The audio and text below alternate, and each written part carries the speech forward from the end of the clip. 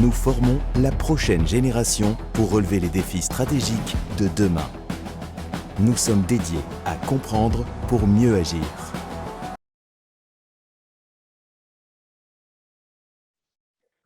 Alors, bonjour à toutes et à tous. Je suis Justin Massy. Je suis professeur de sciences politiques à l'UQAM et le co-directeur du réseau d'analyse stratégique. Je suis très heureux d'aujourd'hui pouvoir organiser cet événement, donc cette séance d'information sur le programme de recrutement d'agents des politiques au ministère de la Défense nationale du Canada. On l'avait fait aussi l'année dernière quand il y avait eu un programme également, le lancement du concours. Vous le savez sans doute parce que c'était en ligne. Le concours est présentement ouvert et donc cette séance d'information-là, ça sera très utile pour mieux comprendre le programme, bien sûr, mais aussi pour répondre à vos questions plus spécifiquement si vous envisagez ou si vous êtes déjà en train d'effectuer votre demande. On a le plaisir d'avoir comme intervenant pour pouvoir nous expliquer ce programme et répondre à vos questions. On a Véronique Gilbert, qui est la gestionnaire, donc celle en charge de ce programme de recrutement d'agents des politiques au ministère. Je vais vous lire un peu sa biographie. Ensuite, je vais la laisser prendre la parole. Madame Gilbert, donc, a joint avant de joindre le ministère de la Défense nationale en tant qu'agent des politiques, elle a travaillé en politique stratégique au Patrimoine canadien et Infrastructure Canada et comme chargée de projet pour Agriculture et Agroalimentaire Canada. Elle a également de l'expérience dans le secteur à but non lucratif, ayant travaillé à UNICEF Canada et à la Fondation Paul Gérin-Lajoie. Madame Gilbert a rejoint la fonction publique en 2017 après avoir obtenu son doctorat en anthropologie sociale à l'Université d'Édimbourg en Écosse. Sa thèse portait sur la façon dont les dynamiques de genre et les relations de pouvoir sont négociées à travers la séduction et la sexualité au Sénégal, où elle a vécu pendant près de 2 ans. Déjà, ça peut vous donner une idée que pour entrer au ministère de la Défense nationale, il ne faut pas nécessairement avoir fait une thèse de doctorat sur le nouvel armement militaire chinois ou américain, qu'il y a différentes donc, avenues qui peuvent vous permettre de joindre ce ministère. Merci beaucoup, Véronique, de te rejoindre à nous, de prendre le temps de rencontrer les étudiants qui se sont inscrits à cette séance d'information-là et de nous partager donc pendant quelques minutes le programme, ses éléments clés et ensuite de prendre le temps de répondre aux questions de notre public. Merci beaucoup et je te cède la parole. Merci beaucoup, Justin. Bonjour tout le monde. Ça me fait très plaisir d'être ici ce matin. C'est un peu sombre à Ottawa, donc je m'excuse, même mon sous-sol est aussi un petit peu sombre, mais j'espère qu'avec la présentation et tout ça, vous allez être éclairés sur le programme de recrutement des agents des politiques. Donc, comme Justin l'a dit, je vais vous présenter le programme en environ 30-35 minutes. Je vais essayer de garder ça assez concis pour avoir le plus de temps possible pour répondre à vos questions. Je vous invite aussi à jeter un coup d'œil sur à notre site web. Il y a une section foire aux questions où il y a beaucoup plus de détails. On l'a mis, si vous êtes au courant du programme, on a vraiment mis à jour notre site web et la foire aux questions. Donc, il y a beaucoup plus de détails qu'il y en avait auparavant. Donc, avant de commencer, je voudrais seulement reconnaître que je participe, moi, à cette conversation depuis la région d'Ottawa, donc qui est le territoire traditionnel et non cédé des Algonquins Anishinaabe. Mon nom est Véronique Gilbert et j'utilise le pronom « elle ». Comme Justin l'a dit, je travaille au ministère de la Défense nationale depuis un petit peu plus de 2 ans et j'ai le plaisir et le privilège d'être la gestionnaire du programme de recrutement d'agents des politiques depuis environ 1 an. Donc, je passe à la prochaine diapo. Donc, qu'est-ce que le programme de recrutement d'agents des politiques? Donc, le programme est un programme de recrutement et de développement professionnel qui dure 3 ans.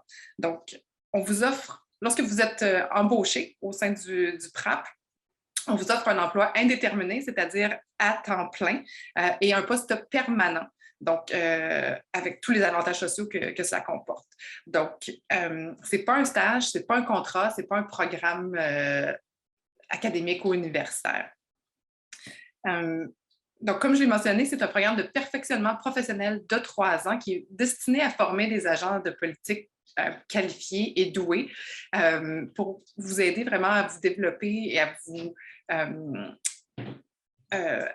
préparer à avoir n'importe quel emploi au niveau des politiques de défense et de sécurité, mais aussi de manière plus large dans la fonction publique du Canada. Donc, au cours des 3 années au sein du programme, à chacune des 3 années, vous faites un placement d'1 an dans une des divisions de l'équipe du groupe des politiques, donc au sein du ministère de la Défense. Donc, on est une petite organisation d'environ 200-225 personnes, divisée en 6 équipes, donc 6 directions générales. Donc, au cours de ces 3 années-là, vous allez essayer 3 des 6 directions générales. Ça va vous donner l'opportunité vraiment d'essayer des types d'emplois différents, des types de travail, de travailler sur des enjeux différents aussi.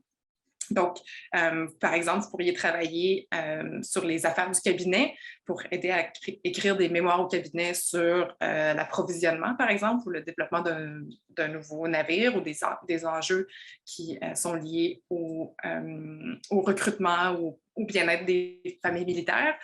Comme vous pourriez travailler dans l'équipe de relations internationales sur le NORAD, par exemple, ou les relations avec les États-Unis. Donc, c'est dans des types d'opportunités qui sont très, très variées. Le programme, au cours des 3 années, comprend un plan de formation complet et c'est vraiment ce qui nous différencie, je crois, des autres programmes de développement et de recrutement professionnel au sein du gouvernement du Canada, donc dans d'autres ministères. Donc, on a un curriculum de cours qu'on vous demande et qu'on paie pour vous, apprendre sur les 3 ans. Donc, ils vont vous permettre de développer différentes habiletés, que ce soit en communication par écrit, donc comment écrire dans un contexte professionnel, de l'analyse stratégique ou de la négociation, par exemple. Au cours des 2 dernières années, ça a été un petit peu plus difficile de voyager, mais tranquillement, pas vite, ça recommence. Donc, tous les emplois au sein du groupe des politiques comportent une opportunité de voyager au Canada ou à l'étranger, dépendamment des tâches qui vous sont assignées de l'équipe dans laquelle vous travaillez. Le programme existe depuis 1987 et depuis ces années-là, on a embauché un peu plus de presque 240 personnes. Donc, ça crée un vaste réseau d'anciens et de membres actuels du programme de recrutement d'agents des politiques. Plusieurs de ces personnes-là travaillent encore au sein même du groupe des politiques. Plusieurs sont devenus maintenant des exécutifs, donc sont directeurs ou DG au sein du ministère ou ailleurs dans la fonction publique. Notre sous-ministre adjoint, qui est M. Peter Hammerschmidt, est un ancien du PRAP lui-même. Donc, vous pouvez voir que ça vous donne des opportunités d'avancement aussi. Et finalement, comme ça vous donne accès à un réseau, ça vous donne aussi accès à l'ensemble de la fonction publique. Un poste indéterminé à temps complet au gouvernement vous permet de changer d'emploi si vous le désirez beaucoup plus facilement une fois que vous êtes à l'intérieur même du ministère. Donc, ça vous ouvre des portes pour votre carrière à moyen et à long terme. Donc, qu'est-ce que ça fait un agent des politiques? Qu'est-ce que ça mange en hiver? Donc, notre rôle en tant qu'agent des politiques de la Défense, c'est vraiment d'appuyer, de fournir des conseils et du soutien à la ministre de la Défense, à la sous-ministre, au chef d'état-major par intérim en ce moment, puis aux autres aux responsables du gouvernement. Donc, ça, c'est la ligne très, très vaste. Mais en réalité, en fait, ce qu'on fait au ministère de la Défense, le ministère est divisé en 2 équipes, en deux sections, donc l'équipe civile, donc la fonction publique, le ministère de la Défense. Mais nous, notre rôle, justement, en tant que fonctionnaire, c'est d'appuyer les Forces armées canadiennes, donc les FAC, dans leur rôle, dans leur mission de protéger le Canada. Donc, on est 2 organisations distinctes, mais qui travaillent très étroitement ensemble. Et nous, notre rôle, c'est de les appuyer. Donc, pour faire ça, on est vraiment, en tant qu'agent des politiques, au cœur de 3 groupes, 3 ensembles de tâches principaux. Donc, interagir avec le Parlement, le cabinet, le bureau du conseil privé, des experts externes, par exemple les membres, les réseaux Minds, travailler avec les forces, avec d'autres partenaires gouvernementaux, puis des organismes centraux comme le ministère des Finances ou le secrétariat du Conseil du Trésor, par exemple. On développe aussi tout ce qui est de l'analyse des conseils de politique et de la politique de défense. Donc, j'ai seulement le nom en anglais qui me vient, là, SSI, qui est Strong, Secure, Engage, protection, sécurité, engagement en français. Donc, ça a été développé au sein même du groupe des politiques, mais en collaboration et en coordination avec le reste du ministère et plein de partenaires. Puis, on gère aussi tout ce qui est au niveau de la politique de défense. Donc, que ce soit avec des partenaires bilatéraux ou multilatéraux et des différentes institutions. Donc, dans le quotidien, à quoi ça peut ressembler? Par exemple, on pourrait vous demander de préparer des notes de briefage pour la ministre sur des enjeux comme les changements climatiques, le changement de culture, les conflits en zone grise ou les conflits sous le seuil, par exemple. On pourrait aussi vous demander de développer et d'articuler des propositions majeures sur la politique de défense, sur la cybersécurité, le désarmement ou la présence des forces armées dans l'Arctique. On pourrait vous demander de fournir des conseils stratégiques sur les achats d'équipements pour les forces armées, de préparer la ministre pour la période de questions ou de gérer les relations bilatérales ou multilatérales avec les États-Unis, le groupe des 5, les Five Eyes, ou l'OTAN, par exemple. Donc, c'est vraiment un ensemble de rôles et de tâches qui sont très, très diversifiés, hyper intéressants, toujours en collaboration avec d'autres gens à l'intérieur du ministère et à l'extérieur aussi. Il n'y a jamais une journée, il n'y a pas de journée plate au ministère. Donc, quand vous êtes embauché dans le PRAP, donc, vous êtes embauché au niveau EC2, donc c'est un poste d'entrée, un poste junior, donc en tant qu'agent des politiques en formation. Et après 1 an, vous êtes promu au niveau EC4, donc pour une raison quelconque, on n'a pas de niveau EC3, donc c'est pour ça que ça passe de EC2 à EC4, mais je n'ai pas la raison, derrière ce saut. Mais comme vous pouvez le voir, ça vous bénéficie entre autres financièrement.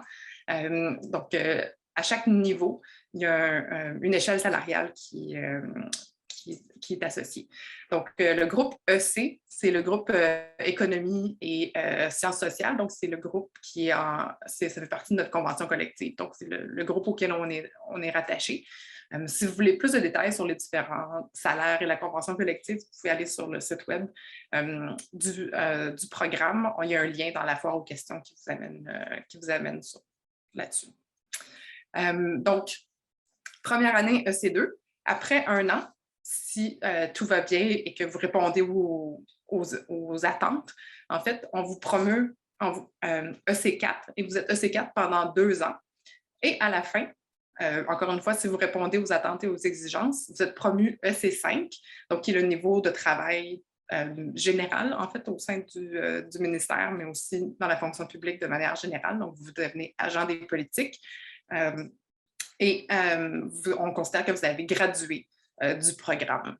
Donc, vous conservez votre emploi, mais vous n'êtes plus membre du PRAP. Et vous avez différentes informations. Je pourrais partager le PDF avec vous par la suite. Je pense que je l'ai envoyé à Justin déjà, donc on pourra vous le partager. Vous pourrez lire plus en détail après la présentation. Mais les différents rôles et responsabilités que vous allez assumer pendant les 3 années au sein duquel vous faites partie du programme vont augmenter, mais vont aussi vont dépendre des compétences et de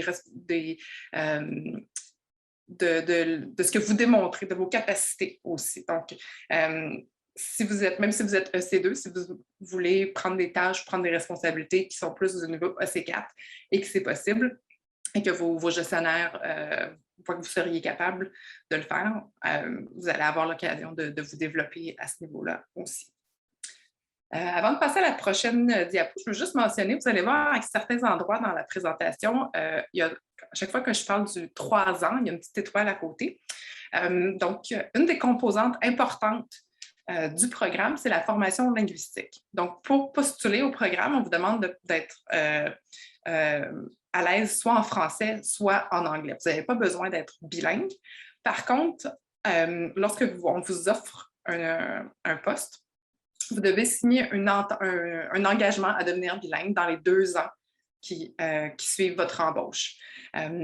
Et ça, on vous offre toutes les ressources et tous les outils nécessaires pour le faire, incluant la formation linguistique dans votre deuxième langue. Donc, dans ce cas-ci, ce serait l'anglais, pour devenir bilingue. Donc, c'est pour ça qu'il y a une petite étoile sur les 3 ans, parce que si vous n'êtes pas déjà bilingue, le programme va durer peut-être un petit peu plus longtemps, donc 3 ans et demi jusqu'à 4 ans, selon la durée de la formation linguistique dont vous allez avoir besoin. Donc, pour certaines personnes, ça dure quelques mois seulement, si vous avez seulement besoin d'une petite mise à jour pour atteindre le niveau BBB, donc c'est le niveau bilingue fonctionnel de la fonction publique.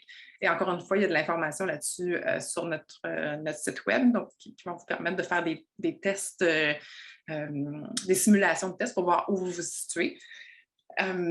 Et la formation linguistique qu'on offre, donc ça peut être de quelques mois à presque 1 an aussi, mais vraiment, l'idée, c'est que vous êtes en formation à temps plein, ça devient votre emploi. Donc, on ne vous demande pas de faire ça le soir après votre journée de travail ou sur le coin du bureau entre 2 réunions. Vous êtes payé, vous avez tous les bénéfices, les avantages sociaux qui viennent avec un employé à temps plein, mais vous êtes en formation linguistique le temps nécessaire pour atteindre le niveau. Donc, ça peut retarder un petit peu votre promotion au EC4, mais vous en ressortez bilingue. Et ça, à très long terme, en fait, à moyen et à long terme, c'est vraiment un avantage parce que pour les postes de gestionnaire ou de direction, donc EC7 ou après quand on devient dans la communauté IX, là, dans les membres de la direction, il faut être bilingue. Donc, c'est vraiment un avantage à ce niveau-là.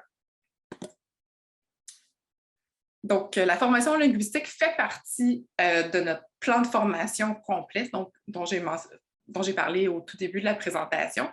Vous pouvez voir à droite toute la série de cours, donc, en fait, une partie de la série de cours qui fait partie du curriculum. Donc, il y a des cours à la fois en prévention du harcèlement, sur l'éthique, sur les compétences en analyse stratégique, ou en négociation. Donc, c'est très, très diversifié.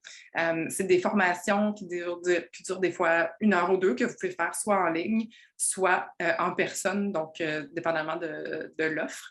Il y a des cours qui durent 2 ou 3 jours et que là, vous allez les faire sur les heures de travail et qui sont payés par le programme. En plus du programme de cours et de la formation en langue seconde dont je viens de parler, le programme offre aussi des formations informelles ou ponctuelles. Donc, par exemple, on fait des séries sur l'heure du lunch, par exemple, donc des différentes formations qui ont lieu sur l'heure du lunch sur des sujets reliés aux enjeux de la défense et de la sécurité ou sur la santé mentale ou sur le bien-être au travail. On a eu une formation il n'y a pas très longtemps sur l'intervention, le bystander intervention, donc l'intervention des témoins. Comment réagir lorsqu'on est témoin de situations inconfortables. On a aussi une formation sur l'espace positif, donc comment créer un environnement inclusif pour les personnes des communautés LGBTQ. Donc, c'est très, très diversifié. Donc, c'est pour ça que c'est informel et ponctuel, parce que ça va toujours changer. 2 choses importantes. Quand vous commencez l'emploi en tant que membre du programme, on va commencer avec une semaine d'orientation. Et vous êtes embauché en même temps que 5, 6 ou 7 autres personnes. Donc, à chaque année, on embauche entre 5 et 8 personnes, approximativement. Donc, vous allez tous commencer en même temps, la même journée. Et pendant votre première semaine, on vous offre tous les outils pour vous expliquer qu'est-ce que le ministère de la Défense nationale, qu'est-ce que font les forces armées, qu'est-ce que le groupe des politiques fait, en quoi ça consiste, qui fait quoi dans l'organisation, puis aussi tout un aspect plus plus administratif, donc pour vous installer comme il faut, vous donner tous les outils de technologie pour que vous commenciez et ayez tout ce qu'il vous faut pour réussir. Mais aussi, c'est vraiment une occasion de rencontrer vos collègues de l'équipe. Comme je l'ai dit, on a environ 200-225 personnes, donc c'est facile de... C'est dans un ministère qui est immense, on est une petite équipe. Donc, de rencontrer tout le monde et de comprendre qui fait quoi et de créer ces connexions-là, c'est super important. Et parallèlement à ça, chaque membre du programme est aussi jumelé à un ou une mentor. Donc, cette personne-là, c'est quelqu'un qui n'est pas dans votre équipe de gestion. Donc, par exemple, si vous travaillez dans l'équipe des affaires du cabinet, votre mentor serait dans une autre équipe. Donc, ça vous donne une personne ressource qui est externe. Donc, si vous avez des enjeux au sein de votre équipe, par exemple, ça vous donne quelqu'un avec qui en discuter, qui comprend le contexte, mais qui n'est pas directement impliqué. Mais aussi quelqu'un qui va, dès le départ, dès votre arrivée, ou même certains se sont rencontrés avant même le début de la période d'emploi, avoir une personne ressource autre que moi en tant que gestionnaire du programme, donc pour vous aider à vous adapter puis à vous préparer à ce grand changement-là, donc de passer par exemple du milieu académique au milieu gouvernemental, mais aussi juste avoir une personne qui peut répondre à toutes vos questions. Et finalement, le dernier élément qui est très important et probablement un des plus excitants, donc la familiarisation à l'univers militaire, qui consiste en fait à des visites de base militaire.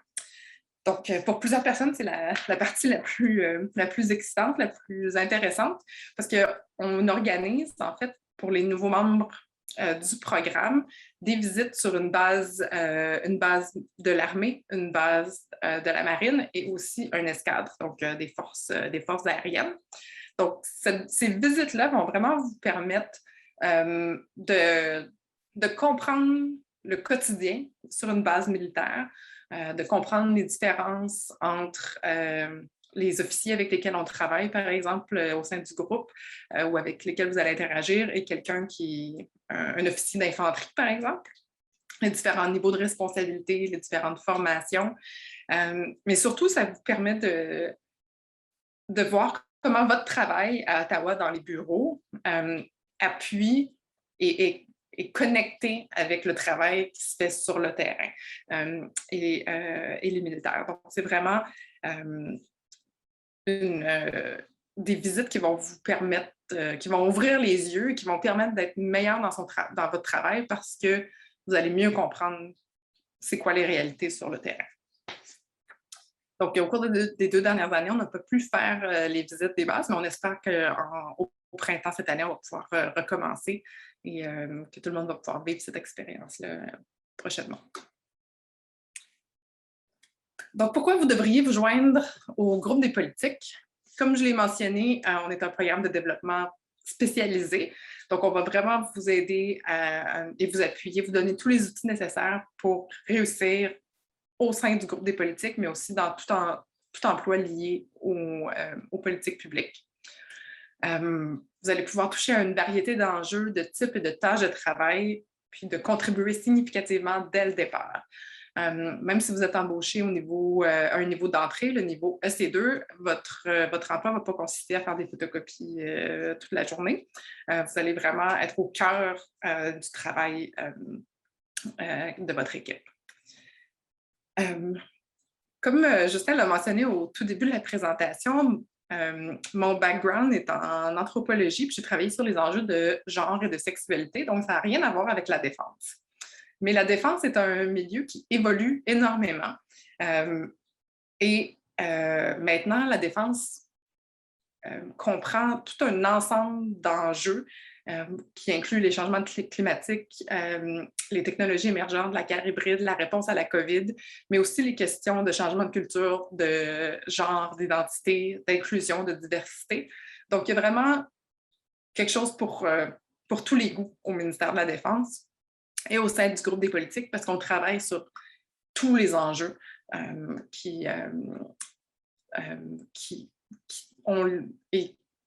fait, tous les enjeux que les Canadiens et les Canadiennes auxquels les Canadiennes et les Canadiennes font face sont des enjeux liés à la défense d'une manière ou d'une autre. Donc, on est vraiment chanceux de pouvoir travailler sur toute une panoplie de dossiers. Je l'ai mentionné aussi, on a des opportunités à l'étranger.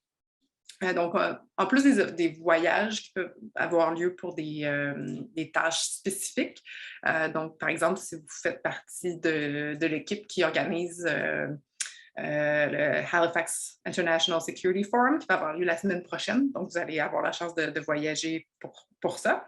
Mais aussi, on a des expériences à l'étranger qui sont à moyen et à court et à long terme aussi. Donc, des affectations temporaires, par exemple, de 2 mois, à l'ONU pour appuyer les négociations suite à l'Assemblée générale des Nations unies qui a eu lieu en septembre, par exemple.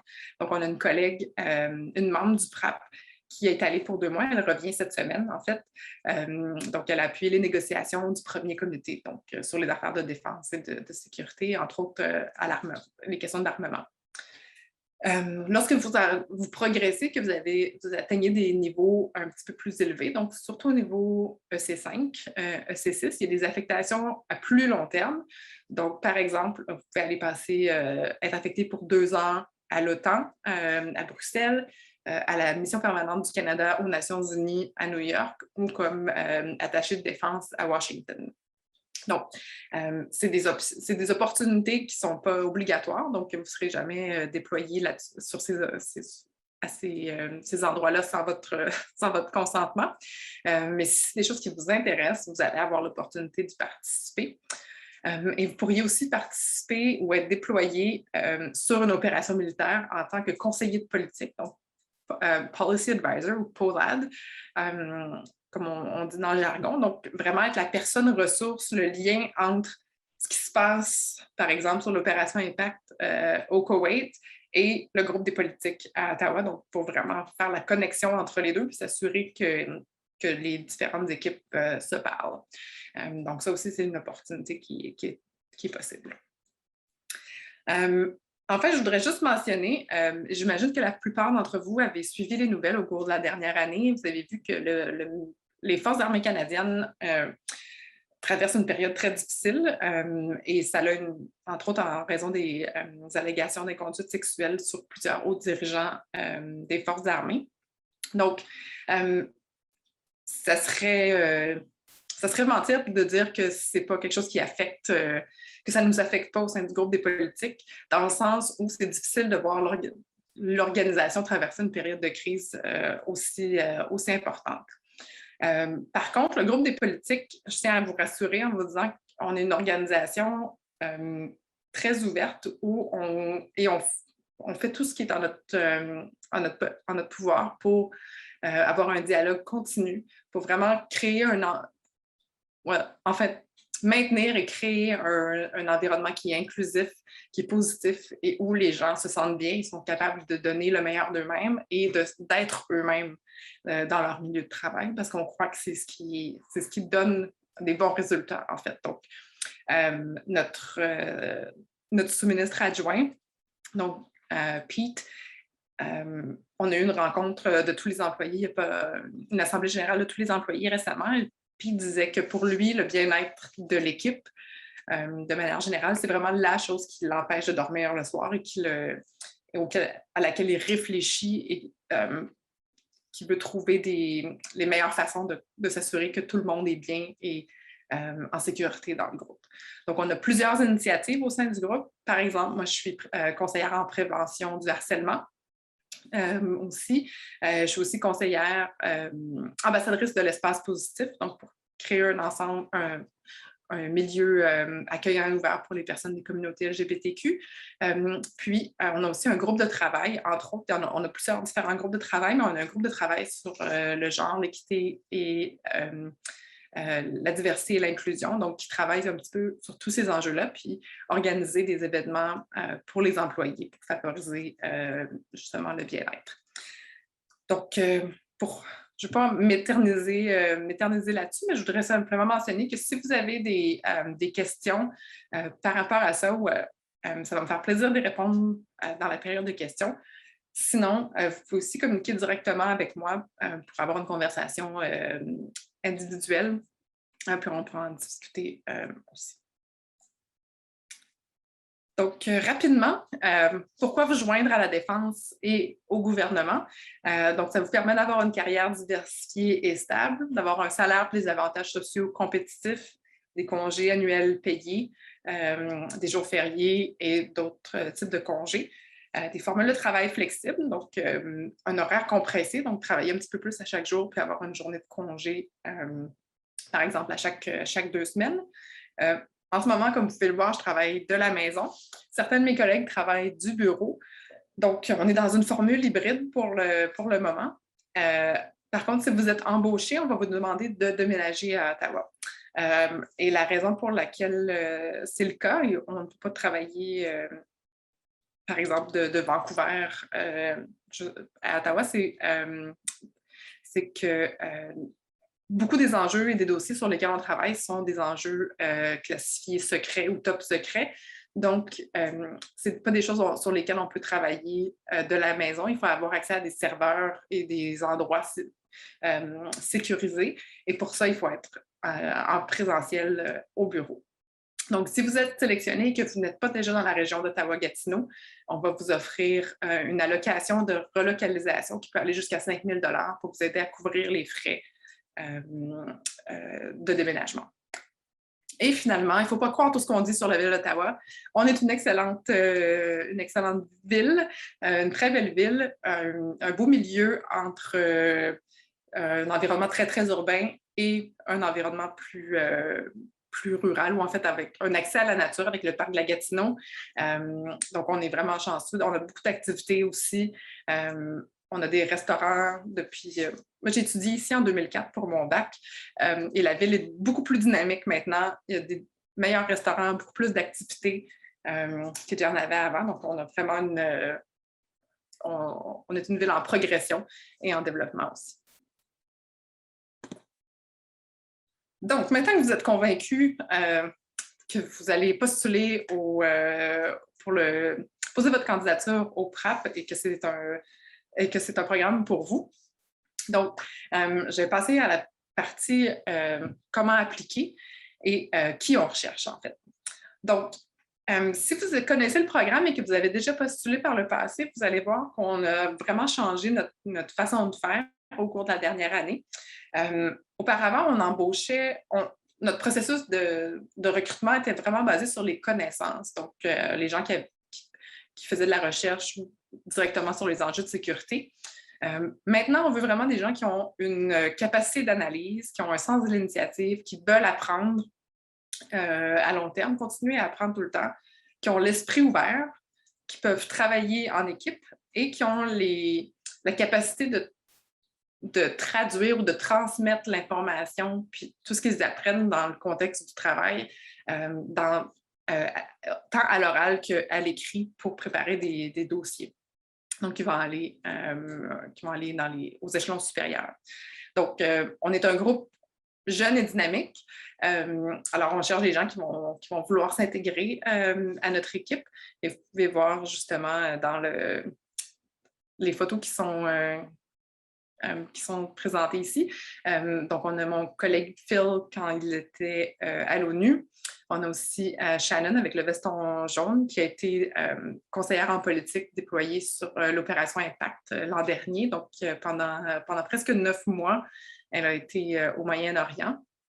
Elle est aussi dans les différentes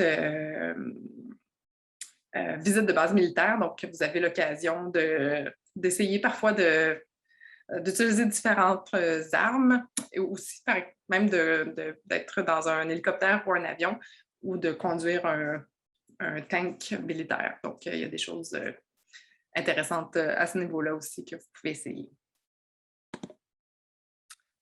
Donc, pour être éligible au PRAP, il faut détenir la citoyenneté canadienne ou la résidence permanente.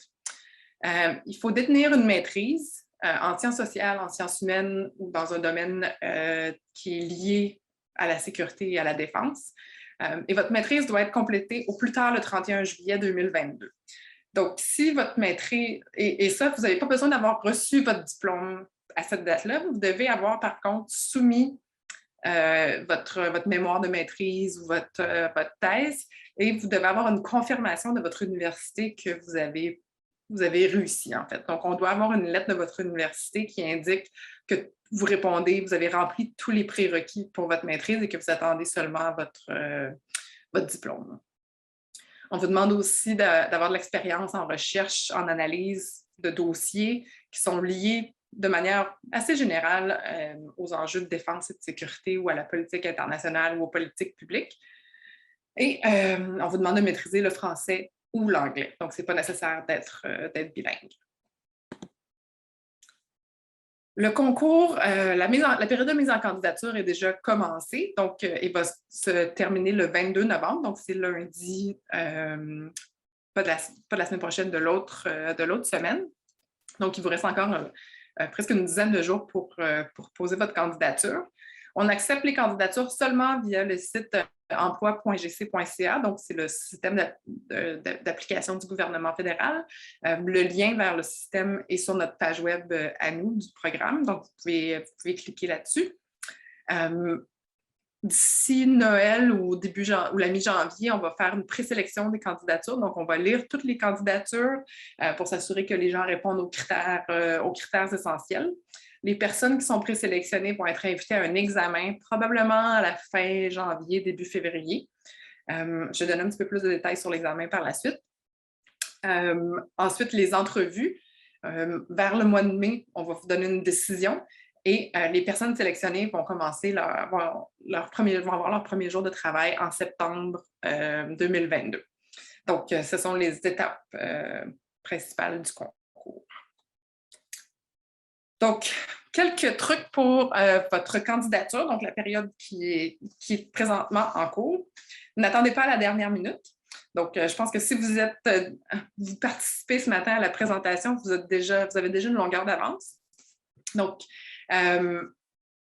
les deux points les plus importants, je crois, sur cette diapo-ci sont le numéro 2 et le numéro 5, et parce qu'ils sont vraiment reliés. Vous voulez que votre candidature soit facile à lire et que ça soit facile pour nous, les personnes qui vont lire et qui vont évaluer, de voir que vous répondez aux critères. Donc, lorsque vous lisez les questions, assurez-vous de lire la question avec clarté, donc de lire avec soin, mais assurez-vous de répondre à chaque question et à chaque sous-section. Par exemple, dans le dossier, on vous demande est-ce que vous possédez une maîtrise ou est-ce que vous aurez obtenu d'ici le 31 juillet 2022 un diplôme de maîtrise. Répondez pas juste oui, parce que je ne peux pas deviner c'est quand vous allez le recevoir ou quand vous l'avez reçu. Donc, assurez-vous d'indiquer le mois et l'année que vous avez reçu votre maîtrise ou que vous allez le recevoir. D'indiquer quelle université vous a donné votre diplôme et dans quel domaine d'études aussi. Donc, indiquez, même si on vous demande si vous avez une maîtrise, indiquez votre bac et votre maîtrise. Si vous avez un doctorat, vous pouvez l'indiquer aussi. Et si vous êtes en train de compléter un doctorat, vous avez probablement déjà terminé une maîtrise, donc indiquez à quelle date vous avez reçu votre maîtrise et que vous allez compléter, à quelle date vous pensez terminer votre doctorat aussi. Mais comme vous avez déjà une maîtrise, vous allez être vous allez être inclus dans la liste.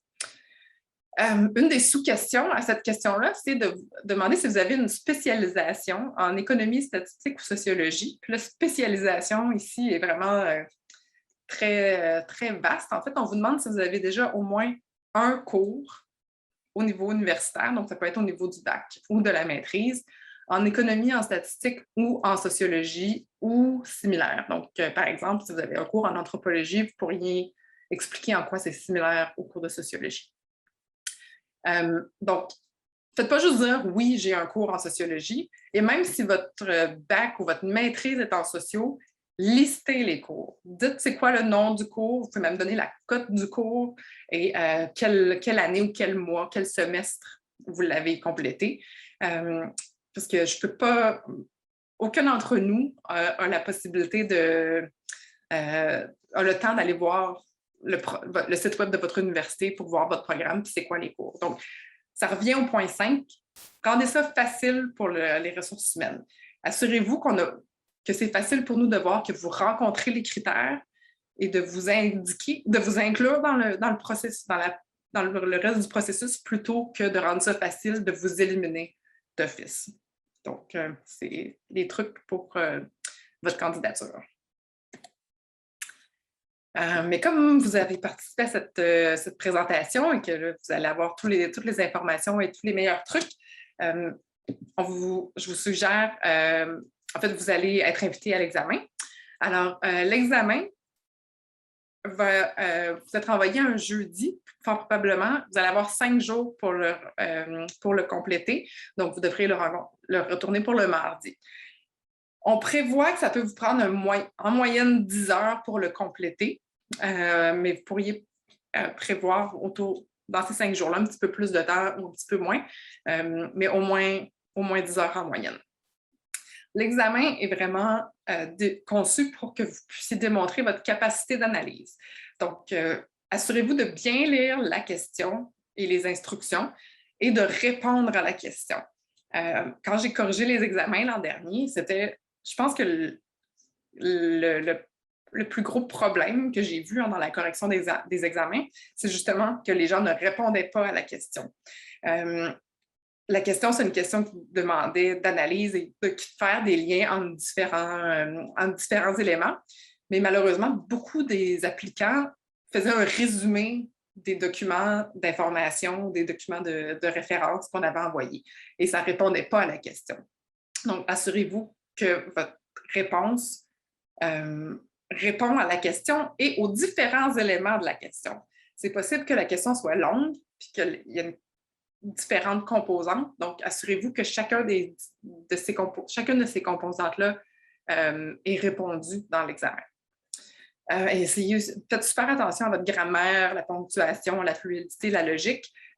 Pensez à ça comme un examen de maîtrise ou de la façon dont, si vous soumettez un essai ou un projet de recherche, vous voulez que ça ait l'air professionnel, donc c'est un peu la même idée.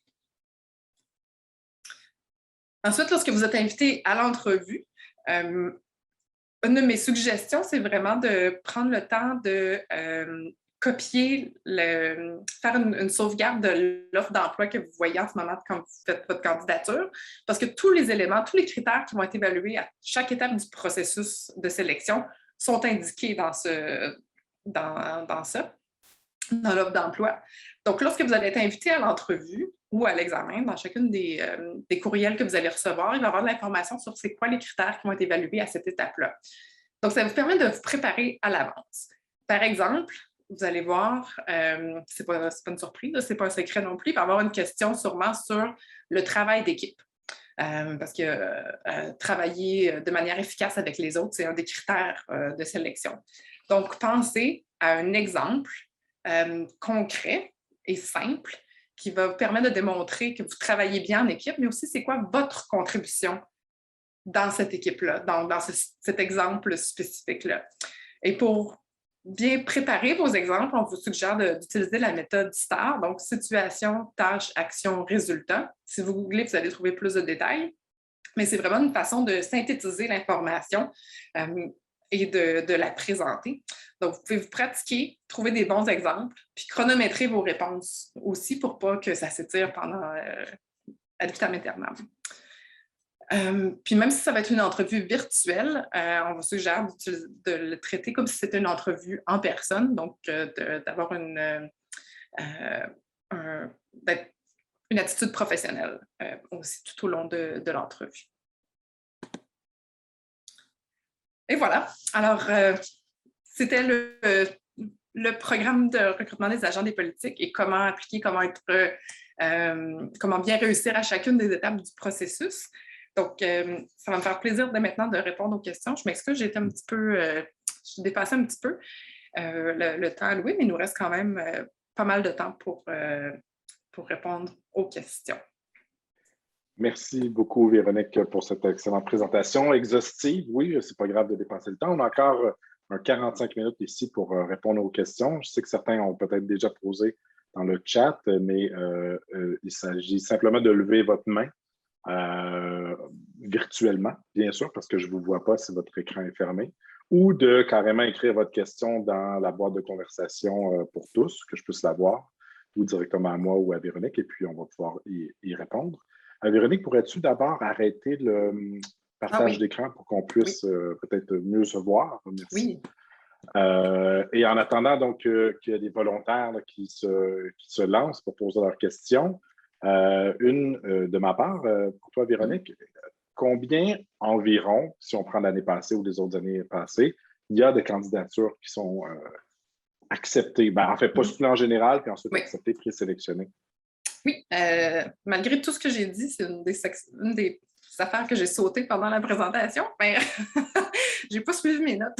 Mais donc, en moyenne, dans les 3 dernières années, on a eu environ 700 applicants. Donc, l'année passée, je vais donner les chiffres exacts là, pour vous donner une idée. On a eu 768 candidatures. Là-dessus, il y en a 593 qui ont passé à l'étape suivante. Donc, il y a un peu plus de 180 personnes qui ont été éliminées, soit parce qu'ils ne rencontraient pas les critères, soit parce qu'il n'y avait pas de bac, soit qu'ils n'ont pas répondu à toutes les questions ou qui ont répondu juste « oui, j'ai une maîtrise ». Donc, les 593 personnes ont été invitées à écrire l'examen, 481 ont retourné l'examen et 74 des 481 personnes ont réussi l'examen. Donc, le taux de succès a été assez faible, mais je vais vous expliquer pourquoi. Donc, nos critères de sélection sont nos critères de correction, notre grille est assez détaillée. Puis, il faut passer pour passer l'examen, à cause du volume, il faut passer chacune des critères. Donc, ce n'est pas juste d'avoir un total de 60%, par exemple. Au total, c'est vraiment, il faut réussir chacun des sous-critères. Et en raison, encore une fois, du volume, on doit s'assurer, on a décrit nos thresholds, je cherche le mot en français, là, notre seuil, merci. Notre seuil de passage est plus élevé dans certaines catégories. Par exemple, au niveau de l'écriture, de la logique, on va avoir un seuil de passage de 75% au lieu de 60%, par exemple. Donc, c'est ce qui explique le petit nombre de personnes qui ont réussi. Mais aussi, il y a beaucoup, beaucoup de gens, comme je l'ai dit, qui ne faisaient juste pas répondre à la question. C'était un résumé de document plutôt qu'une réponse à la question. Donc, les trucs que j'ai donnés pendant la présentation, c'est vraiment basé sur ce que j'ai vu dans le passé. Donc, sur les 74 personnes, on a invité 24 personnes à l'entrevue et on a embauché finalement 7 personnes. Il y a plus de gens que ça qui ont réussi. Malheureusement, on avait un nombre limité de postes qu'on pouvait combler. Donc, les autres personnes qui ont réussi mais à qui on n'a pas pu faire d'offres sont placées dans un bassin de candidats potentiels qu'on a partagé. Donc, c'est des gens, s'il y a d'autres équipes ailleurs qui cherchent des gens, on peut leur partager les CV. Donc, ça peut donner une opportunité d'être embauché quand même, mais à l'extérieur du programme. Donc, en moyenne, c'est ça, pour les dernières années, c'est environ 700. Et vous allez voir, si vous cherchez, si vous êtes familier avec Reddit, vous allez voir, ça dit qu'il y a des milliers d'applicants chaque année, puis tout ça. C'est pas vrai. Donc, autour de 700 dans les 3 dernières années. Et puis, il faut garder en tête aussi que ce n'est pas une chance sur 700 ou une chance sur 768, parce que ce n'est pas tout le monde qui va mettre le temps et qui va se dédier, qui va s'appliquer, dans le fond, à chacune des étapes du processus. Donc, si vous êtes sérieux dans votre désir de travailler au ministère, de faire partie du PRAP, assurez-vous de prendre le temps à chacune des étapes, que votre candidature soit claire, après l'examen, que vous répondez à la question, puis rendu à l'entrevue, de vous préparer à l'avance le plus possible. Donc, c'est vraiment ça les trucs importants. C'est quand même important, donc ça démontre l'importance de cette rencontre, cette séance d'information-là, parce que selon, si je fais mes calculs avec les chiffres que tu as mentionnés, on parle de 15 qui réussissent sur ceux qui ont soumis un examen, disons, complet, là, disons. Et de ça, des 74, on parle de 9 qui sont embauchés. Donc, pour les étudiants qui sont habitués de passer avec du 60 ça ne fonctionne pas comme ça pour entrer au ministère, c'est plus exigeant. Et donc, de connaître les trucs, les astuces que tu as mentionnées, la façon de répondre aux questions, même si à l'université, c'est quelque chose qu'on répète dans tous nos cours, il faut répondre aux questions d'examen et non pas autour. C'est bien de le répéter, puis je pense que c'est important qu'on soit conscient que c'est un exercice qu'on doit prendre au sérieux pour réussir à passer chacune des étapes. Oui, mais c'est possible. Mais c'est possible. Et il y en a 7 heureux qui ont joint l'année dernière et il y en a 7 cette année, 5. Je pense que tu as dit 5. On a affiché 5, okay. Mais on essaie.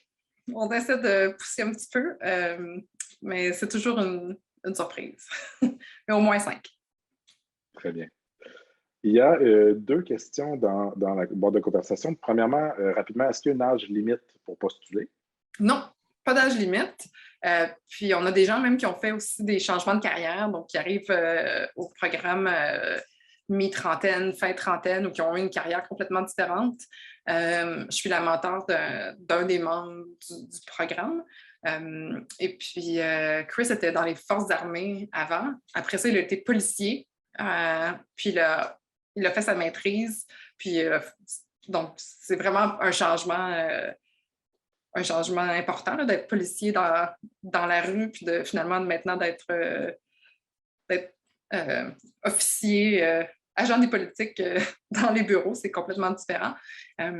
Mais son expérience est hyper valide, puis même si vous avez un background qui est différent, puis votre expérience antérieure est vraiment valable, puis ça va contribuer justement à la diversité du groupe, pas juste une diversité culturelle ou linguistique ou tout ça, mais vraiment une diversité de pensée, puis d'être capable d'amener le groupe et amener vos équipes à voir plus loin dans les enjeux. Donc, c'est quelque chose qui est valorisé. Donc, très bien. Il s'agit juste donc de répondre aux critères de sélection. Il n'y a pas d'autres critères cachés, informels, voilà, pour qui limitent les candidatures. Et deuxième question, est-ce que si la personne détient un doctorat, vous conseillez à cette personne quand même de postuler? Je pense que ça va dans le sens de la première question. Mais oui. Est-ce que c'est conseillé quand même?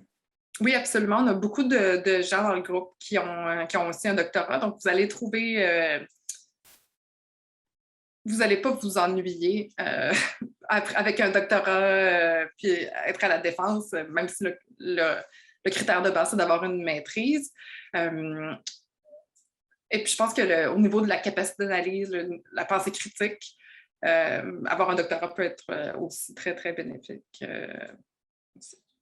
Puis, ayant moi-même un doctorat, je ne m'ennuie pas. Puis, ça peut être une autre conversation qu'on peut avoir, là, mais je pense que c'est aussi une question de choix de vie. Si vous ne voulez pas être dans le milieu universitaire, je pense que le gouvernement peut offrir un milieu hyper stimulant pour quelqu'un qui a un doctorat, puis où il y a beaucoup, beaucoup d'opportunités de justement continuer à apprendre, puis à se développer, puis tout en ayant peut-être un équilibre familial et de santé mentale. Là, je parle vraiment de mon propre parcours là, dans le milieu universitaire, mais je pense que le gouvernement peut avoir beaucoup d'avantages à ce niveau-là.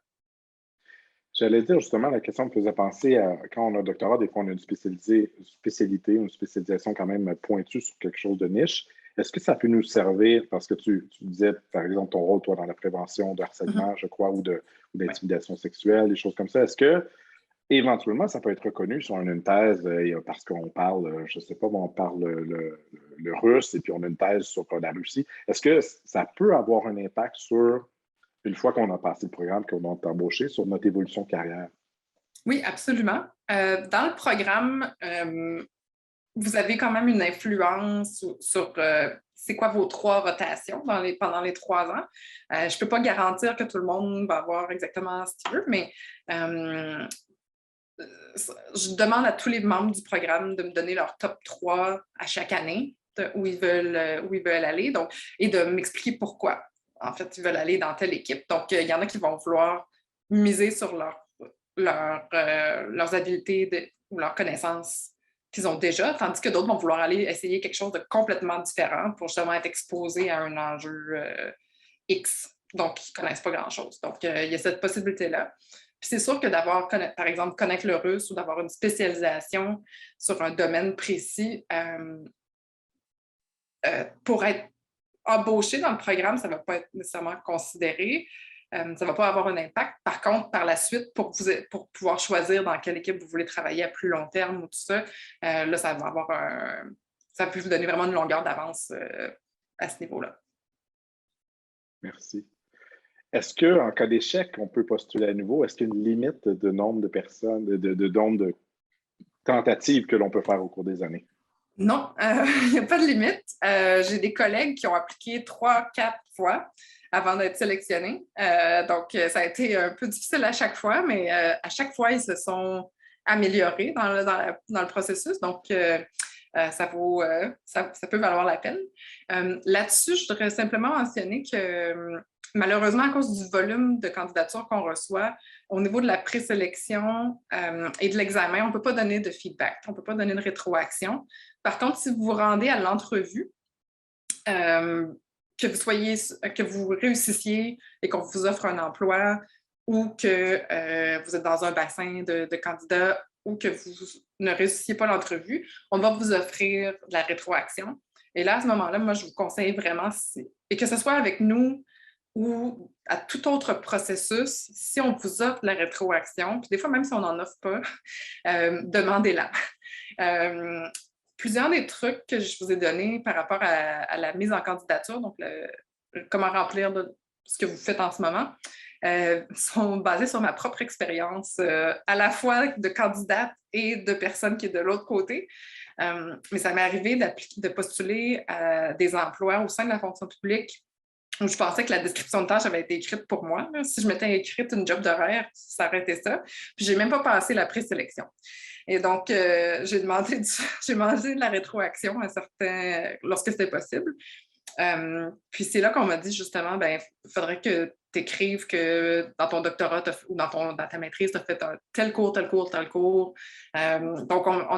d'être vraiment plus précis, d'utiliser la méthode STAR, même dans mes exemples, pas juste à l'entrevue, mais quand je décris des expériences.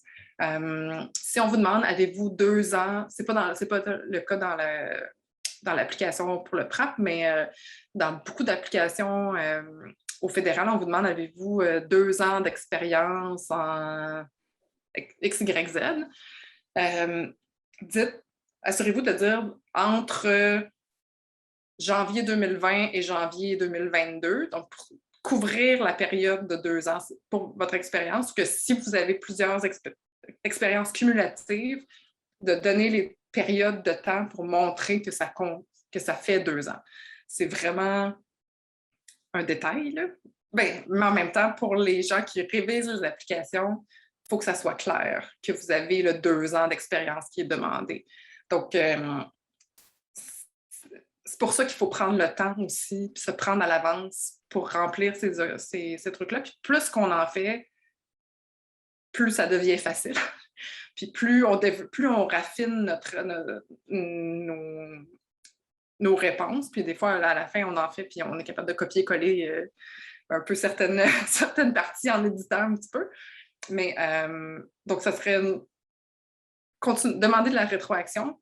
Puis, si vous voyez d'autres postes sur emploi.gc.ca, d'autres postes d'entrée, EC2, EC3, même EC4, surtout si vous avez un doctorat, vous pourriez peut-être postuler à un C4 plus facilement. Commencez à postuler pour vous pratiquer, puis essayez de manière plus générale là, pour avoir un emploi à la fonction publique, même si ce n'est pas votre ministère de rêve.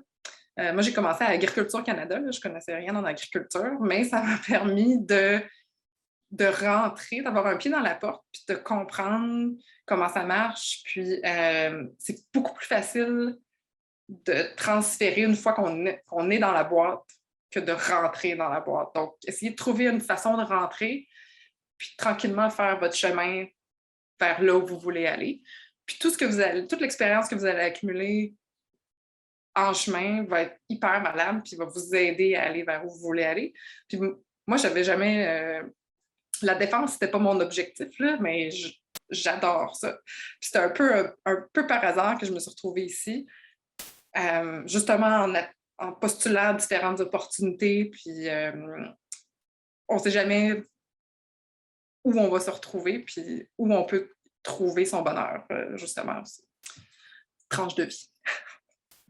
Est-ce qu'il est trop tard pour demander la rétroaction sur mon examen d'il y a 16 ans que je n'ai pas passé, Véronique, que tu étais au fait en 2005? Non, mais je pense qu'on n'a plus on n'a pas gardé ces mais examens. mon point, moi, je voulais dire par rapport au sujet que moi j'ai joué l'examen quand j'étais étudiant à la maîtrise en 2005. Je suis quand même devenu professeur. Donc, il faut rester humble, je pense, dans cette, si on fait face à ce genre de situation, de réessayer de poursuivre, faire autre chose pendant l'année, parce qu'on s'entend que c'est un programme annuel, donc il faut attendre quand même jusqu'à la prochaine ouverture de concours, mais qu'on apprend effectivement, à force d'en faire, c'est comme ça qu'on apprend et qu'on apprend à être meilleur, bien sûr. Ouais. C'est comme les bourses d'études, comme les bourses du CRSH, tout ça, il faut plus qu'on en fait, puis demander de l'aide, demander à quelqu'un de regarder votre application, ça aide. Là. Ça, par contre, ça me soulève une question. Je ne crois pas que l'étudiant qui est en cours d'application a le droit de demander un soutien dans la rédaction. Est-ce que c'est possible qu'il y ait des Non, pas pour l'examen, mais pour l'application, par exemple, vous pourriez demander à un ami ou à quelqu'un de relire vos réponses. Puis justement, le système de mise en candidature, là, le emploi.gc.ca, il n'est pas super user-friendly. Donc, je vous suggère d'écrire vos réponses puis les sauvegarder dans un document Word. Puis après ça, de les coller. Une fois que vous êtes satisfait, de les coller dans le système parce que il n'est pas super facile à utiliser. Là. Il n'est pas très convivial. Et en plus, la meilleure façon d'éviter des fautes, c'est de le faire dans un traitement de texte qui identifie toutes vos fautes en rouge avant de le transmettre sur un site web, bien sûr. Oui. Puis je ne l'ai pas mentionné, beaucoup. mais oui. Vous allez pouvoir faire l'examen. Vous pouvez faire toutes les étapes du processus, vous pouvez les faire dans la langue de votre choix, là, soit en français, soit en anglais. Là, donc, puis vous n'êtes pas obligé. Il y en a des fois qui soumettent leur application en anglais, mais qui font l'examen en français et l'entrevue en français. Vous n'êtes pas obligé de garder la même langue tout le temps, mais vous avez vraiment l'option tout au cours du processus. Très bien, merci beaucoup. Je ne vois pas d'autres questions ni écrites. Je ne vois pas de main levée non plus. Donc, je prendrai tout simplement le temps de te remercier à nouveau du temps que tu as pris pour expliquer le programme aux étudiants, de répondre à leurs questions. J'encourage tout le monde qui nous écoute à postuler. Et si ça ne fonctionne pas, à repostuler également. Si ça continue de vous intéresser de joindre le ministère. J'ai habité à Ottawa quelques années. Dynamique est un adjectif fort, mais c'est une ville quand même très agréable où on peut très bien manger, ça je suis parfaitement d'accord, et il y a beaucoup d'activités aussi qui sont organisées. Ouais. Donc, je vous encourage à postuler. Oui, merci beaucoup. Puis, s'il y en a qui veulent connecter sur LinkedIn, vous pouvez trouver mon profil aussi. Si vous avez des petites questions additionnelles, vous pouvez me les envoyer là. Ou sur le site web, vous allez voir l'adresse la boîte courriel du PRAP, donc port-prap.force.gc.ca. C'est moi qui gère cette boîte courriel-là, donc vous pouvez m'écrire à cette adresse-là si vous le désirez. Et j'ai mis aussi le PowerPoint, en fait, la présentation en PDF aussi dans la boîte de conversation, donc vous pouvez y avoir accès. Puis, si vous l'avez perdu pour une raison ou une autre, je peux vous la transmettre à nouveau si vous m'écrivez. Donc, merci beaucoup, Véronique, pour ce temps et bonne chance à toutes les candidatures. Merci, bonne fin de semaine.